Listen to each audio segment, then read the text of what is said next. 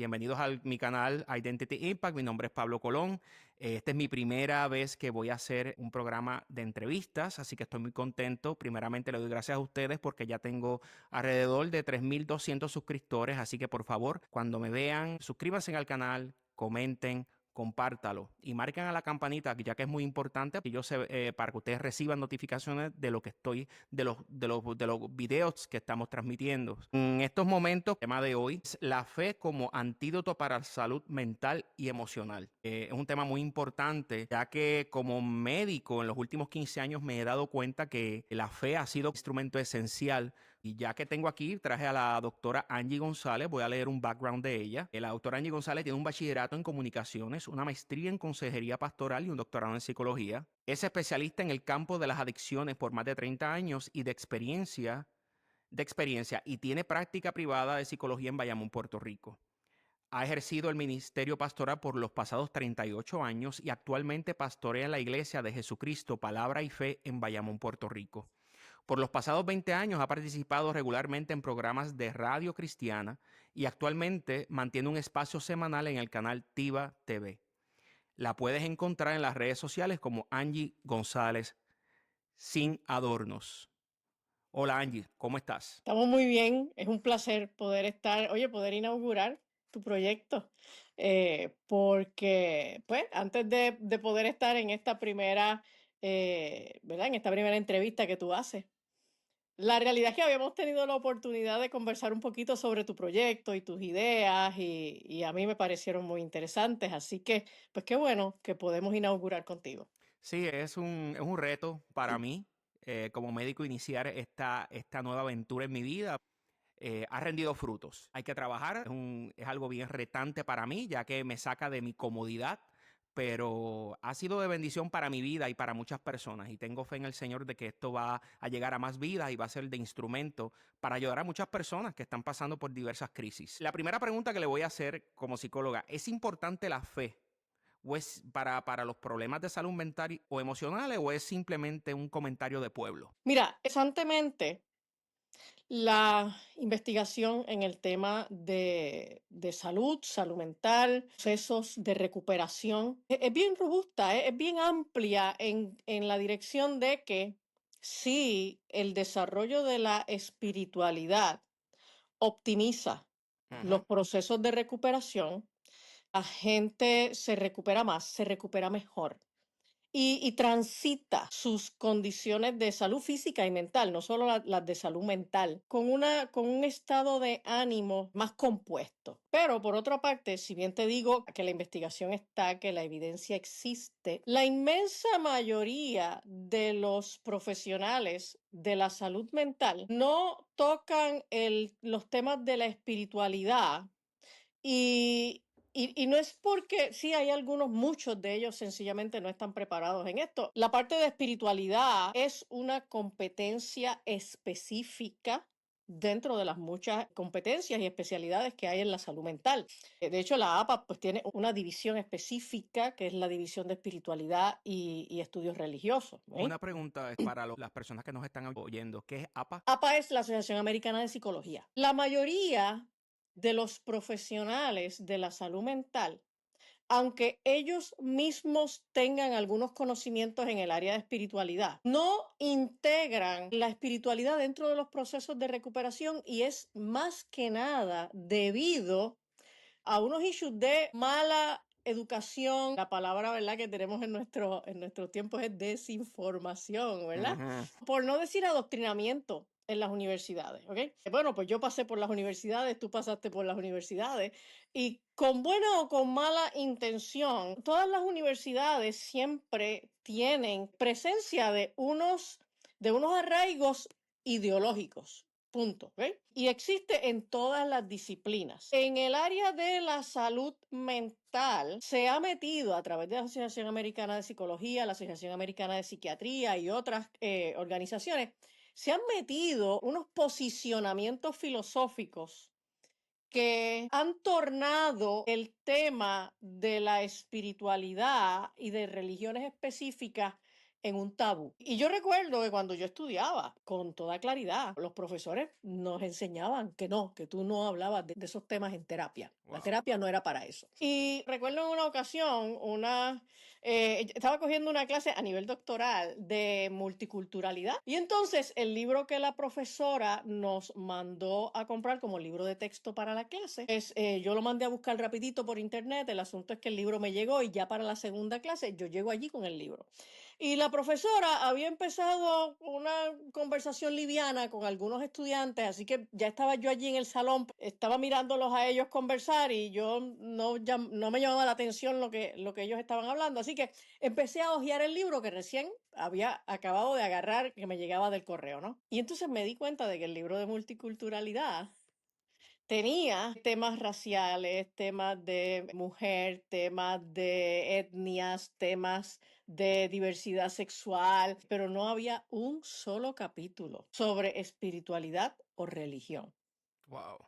Y entonces, pues yo levanté la mano y entonces hice una pregunta imprudente, porque la realidad es que en las universidades donde se enseñan disciplinas de salud mental y de ciencias sociales, el tema de la espiritualidad y la religión es un tabú y eso no se puede. Entonces, pues yo levanté la mano y le hice la pregunta a la profesora, o sea, ¿por qué si los grupos de diversidad más numerosos que existen en todos los países y por lo tanto, la mayoría de las personas que asisten a un servicio de salud mental son personas que tienen algún tipo de religiosidad? ¿Cómo es posible que un libro de multiculturalidad no incluya un solo capítulo para hablar de ese tema? Posteriormente, cuando ya yo no fui estudiante y entonces fui profesora en la universidad, yo enseñaba en un programa graduado de consejería en desórdenes adictivos. Y entonces era un programa graduado de consejería, pero yo soy psicóloga. Entonces, las acreditaciones imponían que para los cursos medulares, que eran los del primer año, los tenían que dar consejeros profesionales. Así que yo estaba en los cursos de segundo año, que ya eran cursos de especialidad. Y entonces yo estaba en los cursos de adicciones y no sé qué. El asunto es que cuando los estudiantes llegaban a donde mí, ya llevaban un año estudiando en la universidad, en el programa graduado. Y yo llegaba y yo empezaba a hablar, pues, los temas competentes, ¿verdad? A la disciplina. Y en algún momento, pues, introducía los temas de espiritualidad y de religión. Siempre, pero es que siempre. Algún estudiante levantaba la mano y me decía, pero profesora, pero es que otros profesores nos han dicho es que en una terapia usted no habla de Dios. Y mi respuesta siempre era, mira, en la terapia tú hablas de lo que el cliente quiere hablar. La terapia no es tuya, es de él. ¿Ok? Y entonces, la verdad es que, mira, la evidencia científica es robusta, es muy amplia. Sí. El desarrollo de la espiritualidad y el tema de la espiritualidad dentro de los procesos de recuperación de condiciones de salud física, pero principalmente de condiciones de salud mental, es un apoyo muy fuerte. Yo me atrevo a decir, es un apoyo indispensable. Pero la inmensa mayoría de los profesionales de la salud mental están adoctrinados, están programados a que excluyan eso.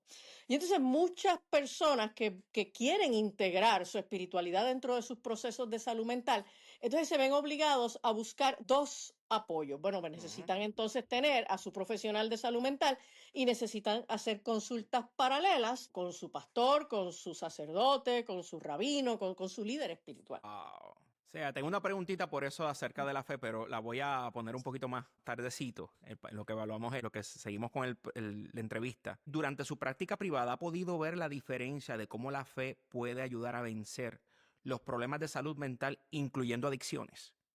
Sí, sí, de hecho, mira, una buena parte de mi experiencia profesional en el campo de las adicciones, y yo llevo casi 40 años en el campo de las adicciones. En el campo de las adicciones yo he hecho de todo. O sea, yo empecé en las calles, en las comunidades, bregando con los adictos que estaban en los lugares donde ahí se usaban la sustancia. Luego dirigí programas de tratamiento en nivel residencial. Estuve casi 20 años dirigiendo programas residenciales. Luego entonces hice psicoterapia básicamente con contrato en agencias, pero también programas residenciales, hice consultoría, di Ujú. clase en la universidad, 20 cosas. Así que lo que se hace en adicción, pues ya yo lo he hecho todo, ¿no? Tengo una experiencia muy larga en el campo y he visto tanto y tanto y tanto y tanto cliente.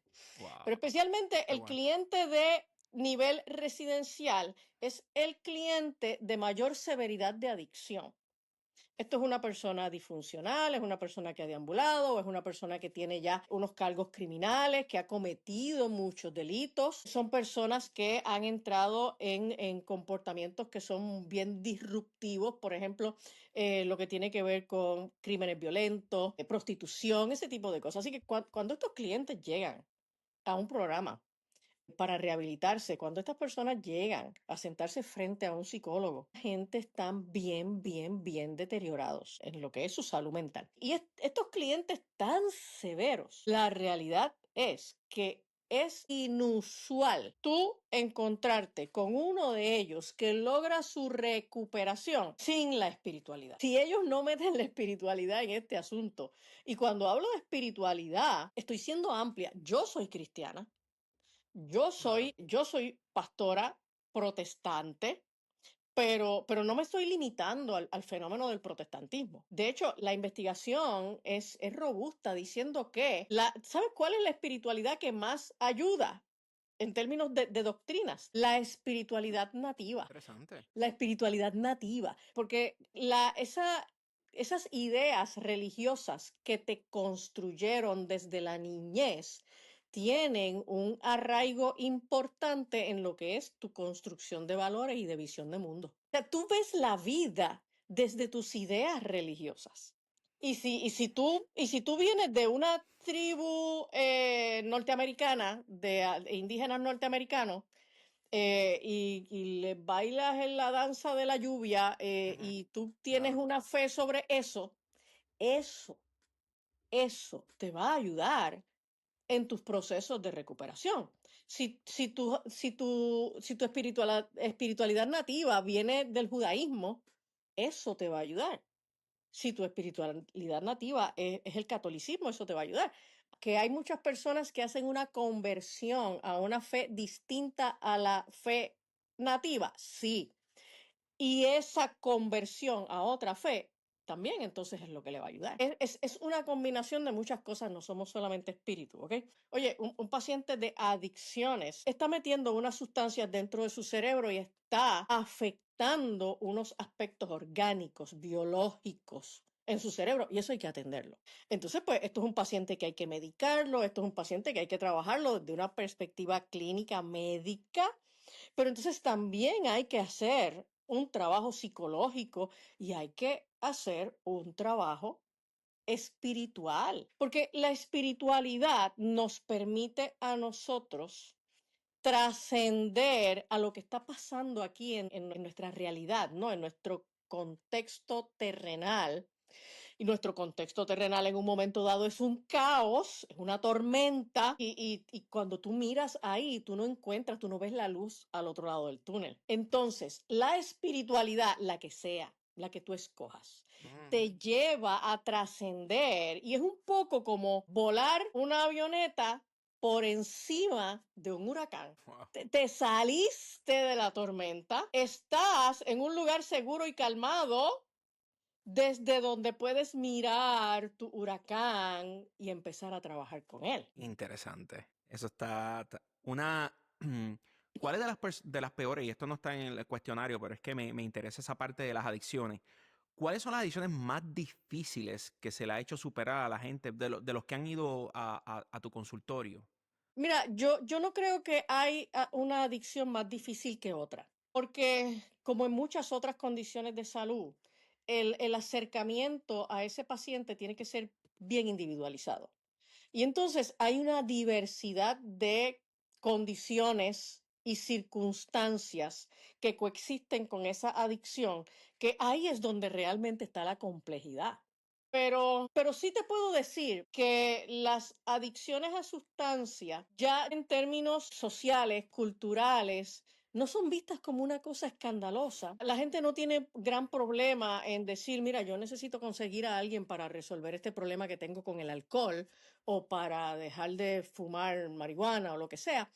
Y hay más acceso entonces a servicio en esa dirección, además de que hay más clínicos capacitados para esto. Pero lo que son las adicciones sexuales tienen un issue de que son comportamientos muy privados, que a la gente le da mucho trabajo hablar de su sexualidad y sobre todo hablar de una sexualidad desviada. Por lo tanto, los Mm, pacientes de adicciones sexuales pueden pasar muchos, muchos, muchos años antes de dar el paso para buscar ayuda. Y entonces esa adicción, pues obviamente se va complicando a lo largo del tiempo. Y como a la gente no se le ven sus patologías sexuales en la cara. claro, Exacto. Oye, porque el que te llega, el que se para al frente tuyo a hablarte y está borracho, tú lo notas, ¿entiendes? claro. Pero las adicciones sexuales no se le ven en la cara a la gente.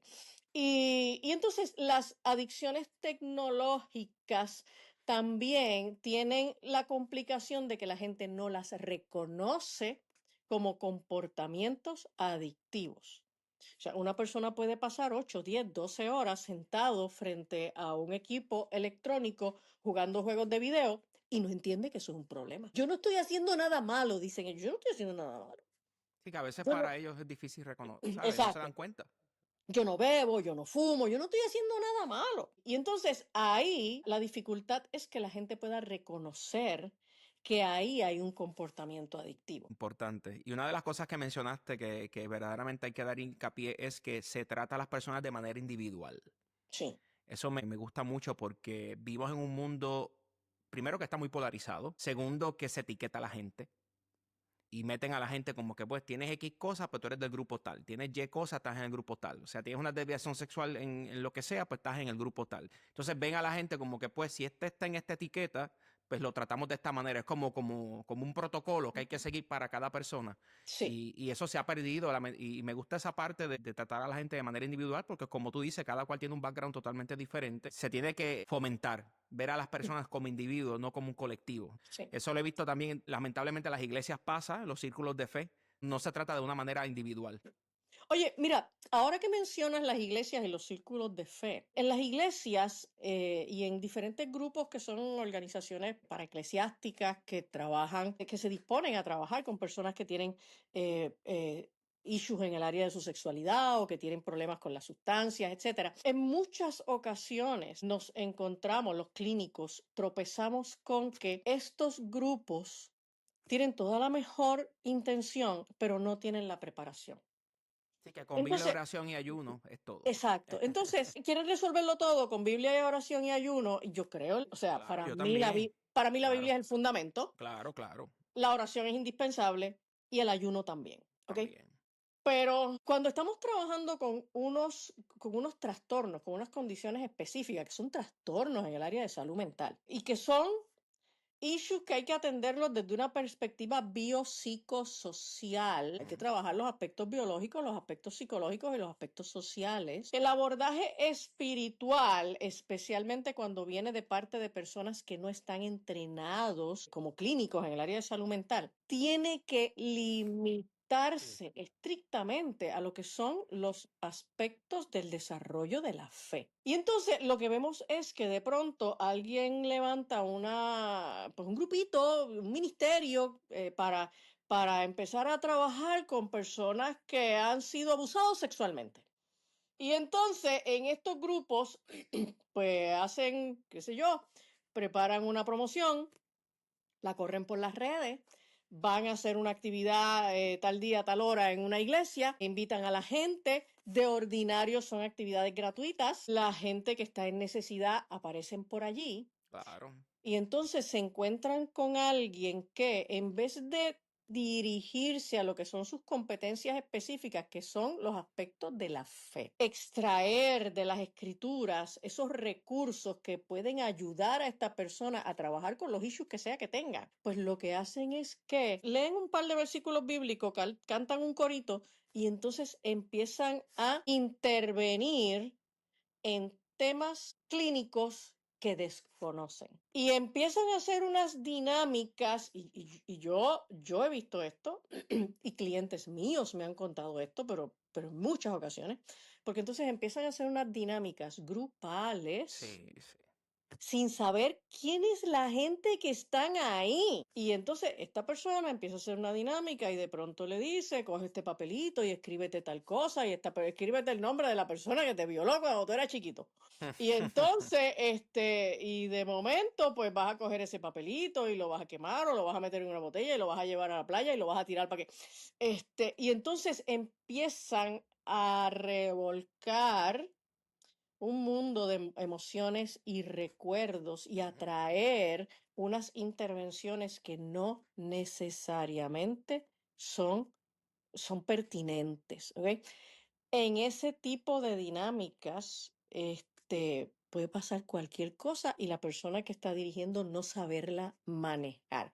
Y entonces Wow. hay que tener mucho cuidado con eso, ¿ok? Y entonces, lamentablemente, y esto es una queja de buena fe, o sea, yo no lo hago en el ánimo de hablar mal de nadie. Sí, pero lo he visto, lo he visto. Sí. La inmensa mayoría de los grupos religiosos que tienen estos ministerios de sanidad emocional y sanidad interior y ese tipo de cosas, las personas que trabajan estos ministerios no tienen preparación alguna en las competencias específicas de la salud mental. Y entonces ahí tenemos que tener cuidado porque si bien la espiritualidad es tan importante y hasta indispensable para la recuperación, mal utilizada, mal manejada, puede crear más problemas de los que resuelve. No, ¿qué ha pasado ya? Yo me pregunto a mí mismo, son personas que tienen inclusive maestrías en otras cosas y doctorados en otras cosas. Y yo Sí, digo, caramba, pero ¿por qué no quieren estudiar aunque sea un asociado en consejería o tener claro. un certificado de consejería?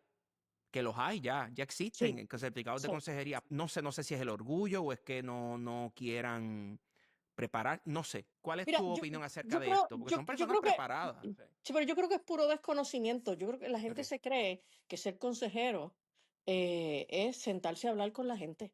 Ujú. Y que pues si tú te puedes sentar a hablar con alguien, pues ya tú puedes ser consejero. Y la idea detrás de la consejería y detrás de la psicología es que nosotros lo que hacemos es decirle a la gente lo que tienen que hacer. Y eso es nada más lejos de la verdad. Entonces, desde un abordaje bíblico, sí, y en ese sentido la consejería pastoral es muy distinta a otras ramas de la consejería. De hecho, yo tengo una maestría en consejería pastoral y luego una maestría en psicología y un doctorado en psicología.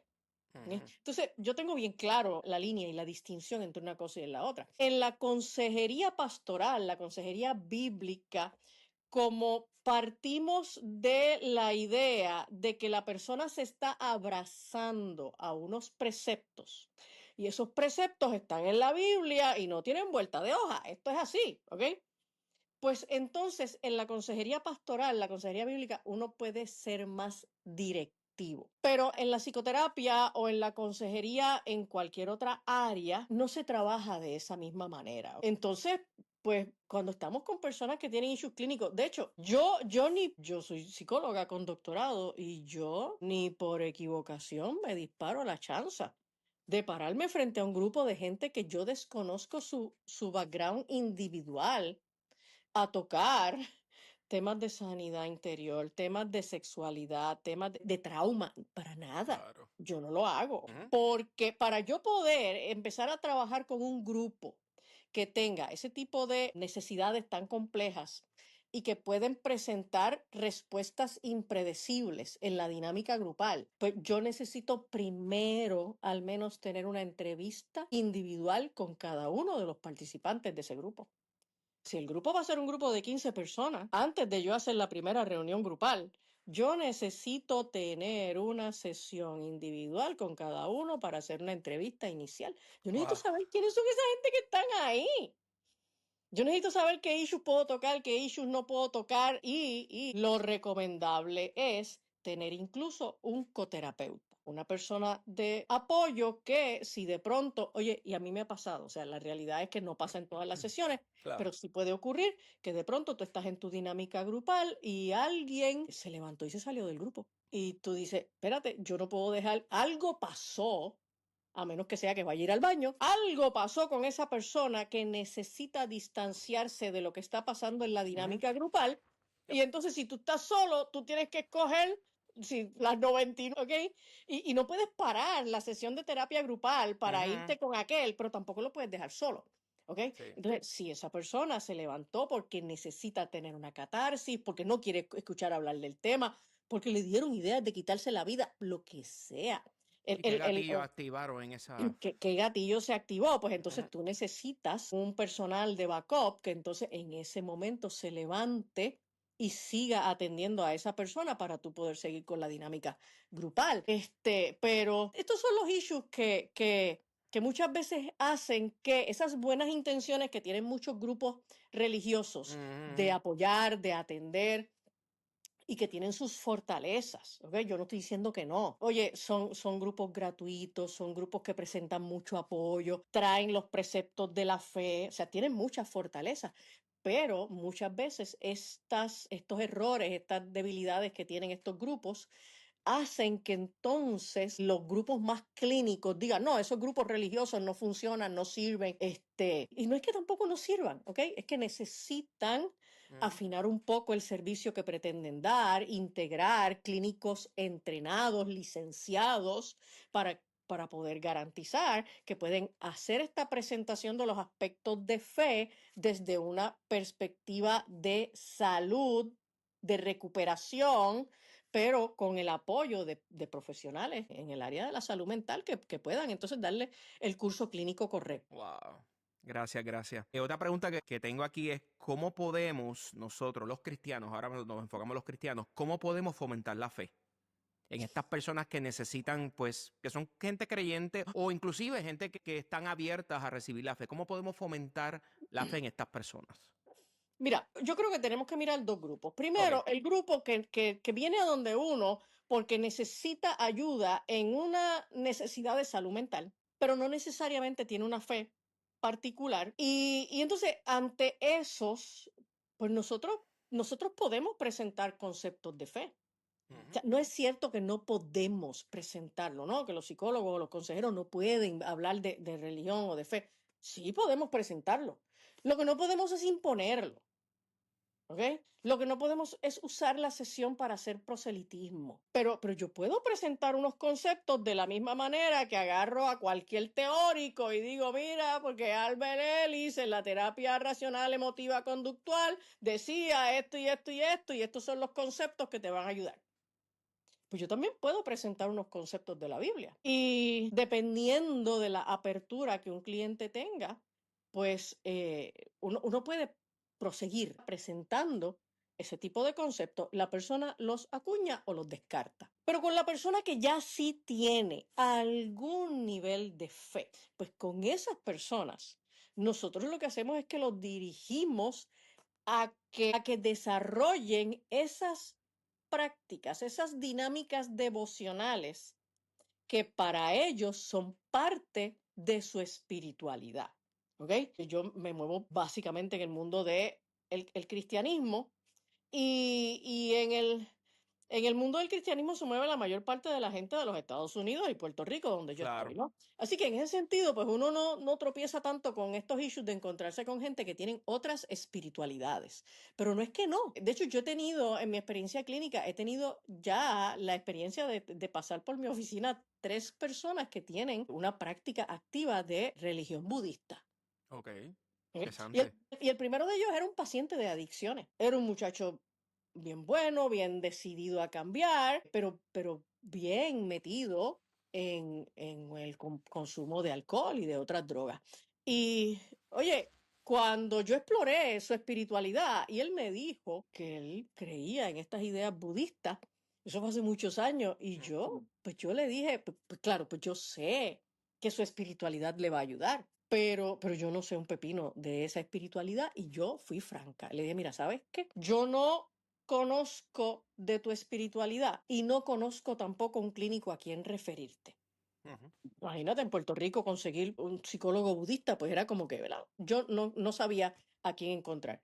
Entonces, pues le dije, vamos a hacer algo, tráeme información. Y entonces, oye, pues yo leí un montón y me dediqué, tú sabes, a Claro. explorar cuáles eran esos conceptos de su religiosidad que a mí me iban a ayudar a irlo subiendo escalón por escalón por escalón, en su recuperación. Oye, y tuvimos un proceso muy bonito. En el proceso, por supuesto, tú haces lo que tú eres como cristiano.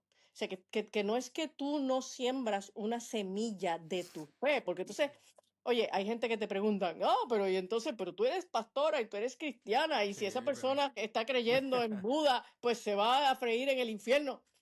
Está bien, pero lo que pasa es que él me está consultando como psicóloga y entonces, pues Sí, que hay yo gente que tengo, no sabe esa línea, exacto, hacer línea. yo Sí, tengo que respetar unos claro. límites. Sin embargo, yo siempre voy a presentarle a la gente, a darle a la gente la persona que yo soy. Y la persona que yo soy es una mujer que ha conocido a Jesucristo por los pasados 45 años. No tiene otra manera de ver la vida y de vivir la vida que a partir del cristianismo. De hecho, yo recuerdo que ese muchacho en una sesión, bien al principio, porque él de verdad al principio, pues él llegaba a las sesiones bajo los efectos de la Ujú. sustancia, era un nivel ambulatorio, así que él pues, vivía en la comunidad y entonces venía a sus sesiones. Y yo recuerdo, era una sesión de un sábado y cuando yo llegué a abrir la oficina, ese angelito estaba sentado allí en el piso, en la acera,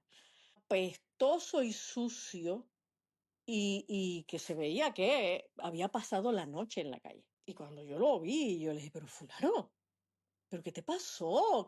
Y entonces ahí él me cuenta que él había salido a beber con unos amigos el día antes y en un momento dado algo pasó. Yo supongo que empezó a tener comportamientos inapropiados o lo que fuera, que los amigos lo dejaron, lo bajaron del carro y lo Ay, ay, dejaron ay. donde estaba, ¿ok? Pero donde estaba no era tan lejos de mi oficina, pero al decir no tan lejos era como media hora a pie. El asunto es que él me dice que él durmió allí donde los amigos lo dejaron a pie y en un momento cuando salió el sol, él se acordó que tenía mi cita, fíjate. Dice, no estaba tan desorientado, él se acordó que tenía mi cita y empezó a caminar. Llegó hasta allí, hasta la oficina estaba cerrada y él se sentó a esperarme. Y entonces en ese momento, pues yo le dije, pues vente, sube para mi oficina en un segundo piso, Ujú. así que imagínate subir este hombre con este Hanover por una escalera, era como que una conducta de riesgo. Y entonces, oye, lo llevé al área del kitchenet, le colé café, le busqué unas galletitas, tú sabes, y entonces atendí primero eso. Le dije, mira, pues ve al baño, enjuágate la cara, y qué sé yo. Y después que ya él estuvo un poquito compuesto y tenía ya algo en el estómago, entonces yo procedí a la sesión. Esa sesión fue bien, yo sé que hizo un cambio en él, en la Ujú. manera como él veía el proceso con esta pastora cristiana, protestante, cuando él era un budista. Y tuvimos un proceso bien lindo, este muchacho se recuperó. Años después, un día yo andaba por el viejo San Juan paseando y de pronto yo escucho una voz de hombre detrás de mí que me dice, doctora, y cuando yo miro, era él con una muchacha con quien se casó y el nene de esa muchacha. Y estaba bien contento. Así que, oye, sí, tú identificas la espiritualidad de la gente y la espiritualidad de la gente tiene un sentido. Que Es tiene un un norte, sentido le da un norte. y es fenomenológico. O sea, no son experiencias personales, subjetivas, privadas que la gente ha tenido y que le resultan relevantes. Ujú. Y entonces tú lo único que tienes que hacer es montarte en esa ola. Usa eso como recurso para ayudar a una persona a recuperarse. No sé si ha tenido alguna experiencia, ¿verdad? Esa es una experiencia que ha tenido de la fe, en este caso él era budista. Me imagino que ha tenido otras personas de otros tipos de fe o mayormente han sido fe cristiana. Mira, no, fuera de esos tres personas budistas, yo no he tenido gente, sí, algunas personas que vienen de otros grupos del cristianismo, Ujú. que de ordinario nosotros los identificamos como falsas doctrinas dentro del cristianismo o sectas dentro del cristianismo. Sí, he tenido eso. Y por supuesto, esta otra rama, por ejemplo, de lo que es el espiritismo y la santería y todo eso, toda esa gente han Ay, ay, paseado por mi ay. oficina también y son bien retantes, pero son excepcionales. O sea, la mayor parte de la gente tienen algún tipo de visión de mundo cristiana sea católica o sea En protestante. Y Occidente, estamos en Occidente, sí, exacto, es es que, innegable. exacto, no estamos en Asia, no estamos en el Medio Oriente. Siempre está la semillita corriendo por ahí. Correcto. Por lo tanto, sí, la mayoría de las veces nos posicionamos entonces en los preceptos del cristianismo y son esos los que utilizamos para ayudar a nuestros clientes. Wow. Tengo una otra preguntita aquí muy interesante y nos vamos a enfocar, ahora nos enfocamos en la fe cristiana. En estos últimos 20 años, pero especialmente en estos últimos 4 años, 8 por decir, he palpado y yo mismo he sentido, porque ahora mismo, de que la fe cristiana está en ataque, un ataque monumental contra la fe cristiana. Y usted mismo lo dice cuando lo hizo los grupos de psicólogos, ya como que la fe no se abunda mucho. Obviamente estamos en Occidente, la religión cristiana es la que predomina. Ujú. ¿Por qué quieren atacar la fe? ¿Por qué? ¿Cuál es la obsesión de atacar la fe cristiana? Especialmente en los medios terapéuticos. Bueno, lo que pasa es que el ataque a la fe cristiana es inherente a la fe cristiana. No tiene que ver con nuestros tiempos, no tiene que ver con nuestra cultura, no tiene que Ok, ver con Occidente. Oye, esto tiene que ver con algo que Cristo nos dijo que iba a pasar. En el mundo tendrán aflicción, padecerán persecución. Cuando nosotros vemos el Nuevo Testamento, nosotros encontramos que la persecución, ese rechazo al mensaje del Evangelio, es la constante, tanto que hace que algunas personas terminen ofrendando su vida, se terminen en el martirio, porque entonces hay un mundo espiritual detrás, es la única forma como lo podemos, claro. como lo podemos explicar. O sea, ¿por qué otras religiones no enfrentan la persecución que enfrenta el cristianismo? Siendo que el cristianismo es una religión de paz. Digo, claro, pero no es lo mismo tú entonces enfrentarte a un musulmán que no va a tener ningún problema en sacar una espada y picarte la cabeza en el medio de la carretera. ¿Ok? Y lo hace allá en sus países, en muchos de estos países. Ujú. Es completamente legal. Así que tú sabes que tú tienes las de perder y entonces tú no vas a ir allá a crearles estas persecuciones y esta cosa. Porque esto no son gente que van a enfrentar el discrimen y la persecución con haciendo oraciones y orando por los que nos maldicen. Esos son principios del cristianismo. ¿Ok? El cristiano es el que pone la otra mejilla, pero por ejemplo el musulmán saca la espada y aquí nos vamos a tajo, ¿ok?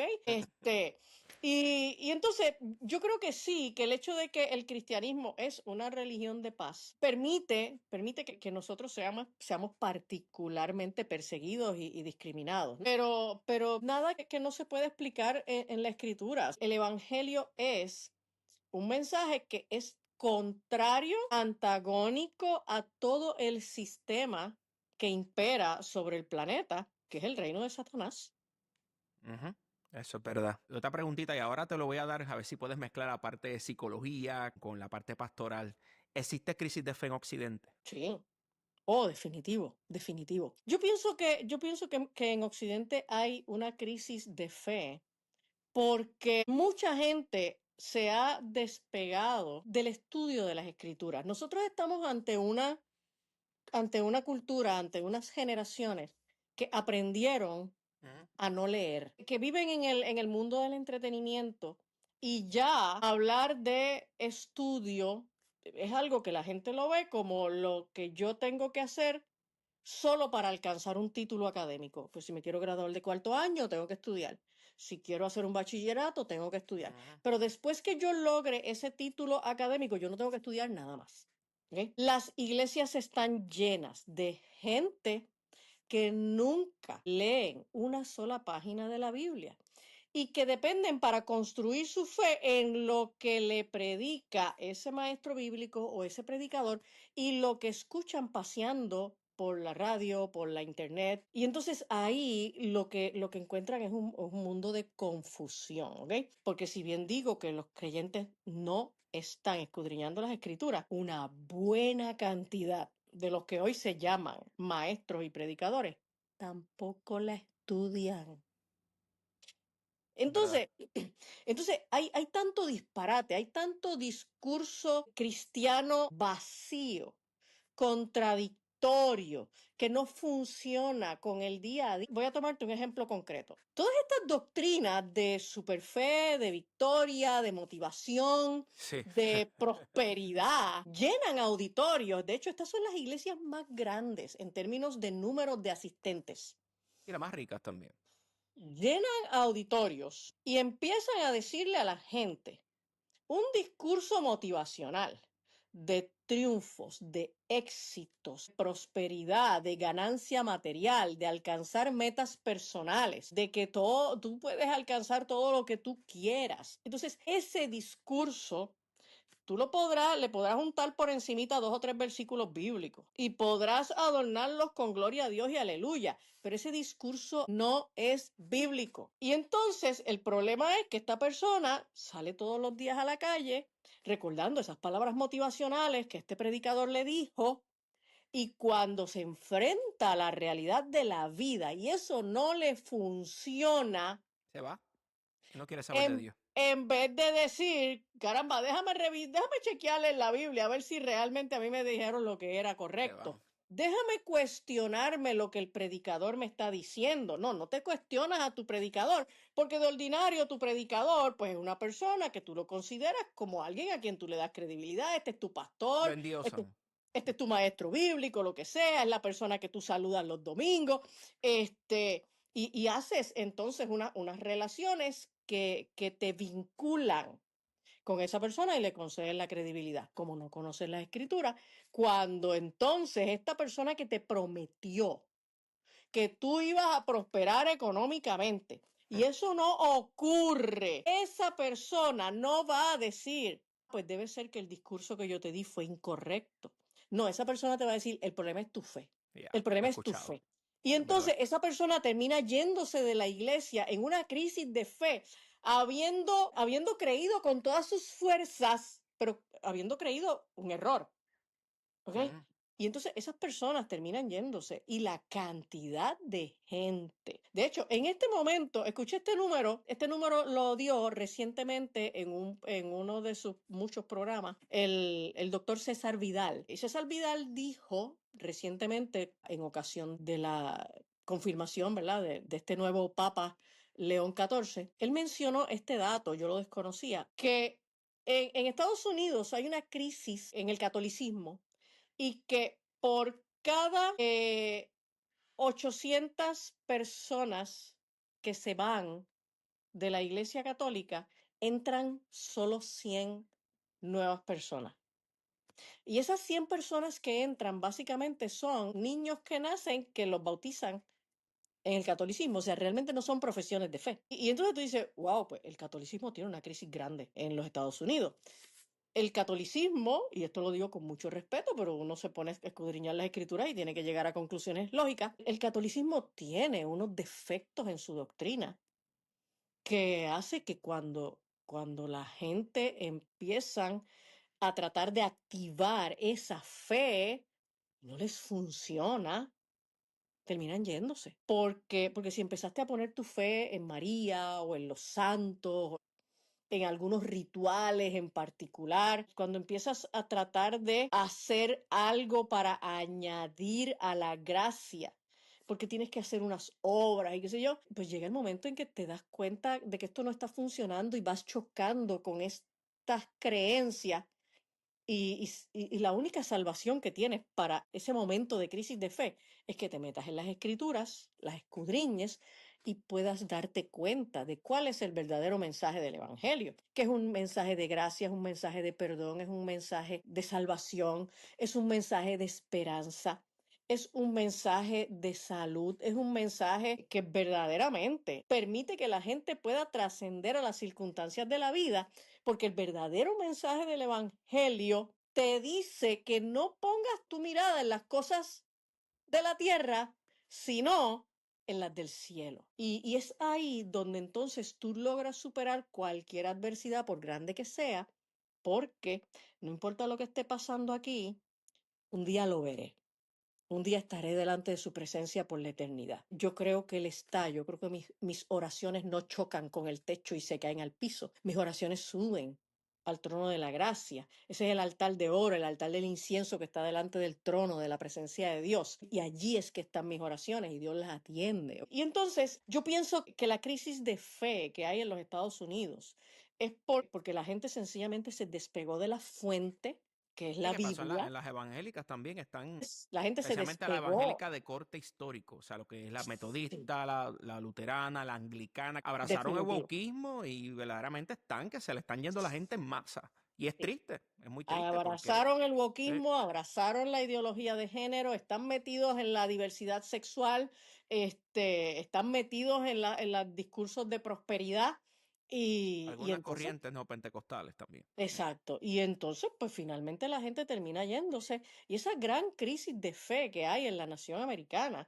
es porque la gente se despegó de la fuente que es la escritura y porque nuestra cultura nos ha ido llevando a eso. Para nosotros es más importante 2 horas frente a la televisión o frente a un juego de video o paseando en las redes sociales que media hora abrazados a la escritura. Muy, muy cierto. Y pues obviamente ya lo dijiste, ¿dónde buscamos la fe? Ya lo En la mencionaste. Biblia, en la La Biblia, Biblia, la en la Biblia. Biblia. Mira, una vez, una vez, o sea, yo no me caracterizo por ser la persona más tierna, pues yo no le paso la manita a la gente, ¿ok? Sugar coated, no, yo Yo, tampoco. exacto, Ya. no, mira, yo le digo la verdad a la gente, que voy a buscar maneras agradables de decirla, sí, ¿ok? Y no te voy a gritar, ni te voy a hablar malo, ni te voy a ofender, pero voy a buscar la manera de que choques contra la verdad, ¿ok? Entonces, hace años me pasó con este chico. Yo lo había conocido desde niño, pero luego ellos se fueron a vivir a Estados Unidos un tiempo y cuando regresaron de nuevo a la iglesia, pues ya este muchacho es un adolescente casi adulto joven. Y entonces ya él no, él viene a decirme que ya no es una persona solo nacida en la iglesia, sino que él había tenido una experiencia con el Señor y que él había hecho su propia profesión de fe. Entonces viene donde mí bien entusiasmado, porque es un chico bien, bien emocional, y entonces me dice bien entusiasmado, mira, que quiero que sepa que pues yo acepté a Jesucristo y entonces yo estoy orando y oro por la mañana y qué sé yo cuánto y me madrugo y yo sigo orando y no sé qué. Y entonces me habló tanto de la oración. Y entonces pues yo lo escuché y luego le dije, oye, y estás leyendo Biblia. Y a él se le cayó la sonrisa. Y me dijo, bueno, pues no, no estoy leyendo mucha Biblia, pero, y entonces ahí yo le dije, ok, pero entonces, pero si tú no lees Biblia, ¿de qué tú oras? Si tú no lees Biblia, ¿qué tú le dices a Dios? ¿Quién es el Dios con quien tú hablas? Si la única manera de tú conocer a Dios es a través de la revelación de la palabra. Si tú no conoces la palabra, ese Dios a quien tú le cantas y a quien tú le oras es el Dios que tú construyes con tu creatividad. Ujú. ¿Ok? Wow. Entonces, la Biblia es la base y el fundamento de todo lo que sea la experiencia espiritual. Nosotros no conocemos a Dios en la oración. Nosotros conocemos a Dios en la escritura. Con la oración nosotros desarrollamos nuestra fe y vinculamos con Él. Eso es otra cosa. Así que no puedes descartar la oración, pero la oración no es el primer paso. Los musulmanes oran, los budistas oran, los santeros oran. Los espiritistas oran y los satanistas también. Wow. Hay que buscar esa palabra, desarrollar ese hábito de lectura, ¿verdad? Como Definitivo. sí, pues Angie, pues muchas gracias. Ha sido un placer compartir, así que espero que este no sea la primera ni la última vez que vamos a compartir en el canal. Ha sido verdaderamente de bendición para muchas vidas que están escuchando y también ha sido una bendición para mí. Así que ha sido un placer. No sé si quiere Pablo, anunciar algo. mira, yo te deseo el mayor de los éxitos. Yo te conozco y tú eres un hombre que has vivido en el mundo de sanar gente. Tú eres médico y lo que hay en tu cabeza es ayudar gente, ayudar a la gente a que esté mejor. Así que yo sé que esta iniciativa que tú has tomado va a ser bien buena, va a dar mucho fruto y te deseo lo mejor. Ha sido un placer, Angie, y espero vernos otra vez. Y saludos a mi, a mi islita Puerto Rico. Así que los amo, Claro que los sí. quiero y les deseo lo mejor. O sea, ha sido un placer estar aquí y espero, no se olvide, por favor, de suscribirse al canal, marcar la campanita es muy importante, comentar y compartir con sus amigos. Esto así me ayudará a expandir el canal y ayudar a más personas. Que pase muy buen día.